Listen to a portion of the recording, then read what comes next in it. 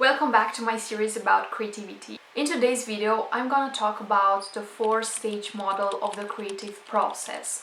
This was very interesting to research and I want to tell you all about it. This model comes from a book from 1926 by Wallas called The Art of Thought. So Wallas started looking through the history, through the creative process of famous people, especially physicists or mathematicians, as we will see, and he tried to pinpoint the specific stages through which those people go until they get an idea. And this four-stage model can be traced back to a speech given by the physicist Hermann Helmholtz. The physicist described his thinking process when he was coming up with a new idea. In his description, Wallas, the author of the book, identified three stages. And he identified this in the speech that the physicist gave at his 70th birthday. First, the physicist was talking about how he was preparing very intensely and looking at the problem from every angle possible.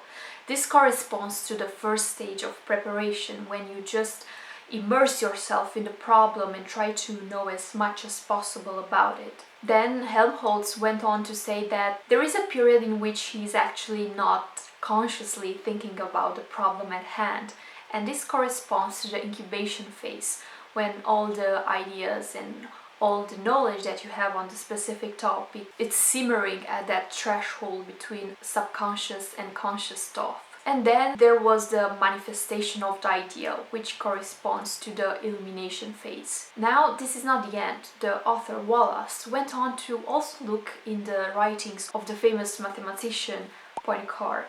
In the writings of the French mathematician, he actually discovered the fourth stage, which is verification. So up until the third stage, both Helmholtz and Poincare observed those three stages, but the French mathematician also saw there is a fourth one in which you verify the idea that you came up with to see if it actually works, if it's feasible in the real world. So drawing heavily from the works of those two scientists, Wallas came up with the four-stage model of the creative process. So let's go through it once again. The first stage is preparation. Here you go all in and dedicate as much time as you can to the task at hand, to the problem that you want to solve. You state the problem, you gather facts, you read as much as you can. Basically, you want to get as many inputs in your head as possible so that you can start making associations between those ideas. Then comes the second stage, which is incubation. Here you either work on something else, on a problem that's completely unrelated to the one that you want to solve, or you relax, you take a break and pause all mental work. So when you hear someone saying that, oh, they went for a run and they came up with an idea, all those examples when people are doing something completely unrelated to the task at hand, they are referring to this specific phase, the incubation phase. Then the third stage is the illumination phase, the aha moment, the eureka, that moment when everything starts making sense. Wallas, the author of the book, calls it the culmination of a train of associations. And then comes the fourth stage, which is the verification one. So here you evaluate your idea and you have to be as objective as possible. Now there is a plot twist. There is a paper that came a while after this book that says there is actually a fifth stage. This one is between the incubation one and the illumination one, and it's called intimation. Whereas incubation, it's all about subconscious work, the author of that paper describes that intimation is at the border of consciousness, and he calls it fringe consciousness. You have the idea, but it's not fully articulated, it's just at the tip of your tongue and you're so close to getting it fully formed. And if illumination is a single moment when everything suddenly starts making sense, this intimation process, it's a gradual one. It's that train of associations, that feeling of getting closer and closer, of starting to have a feeling of what the idea is about.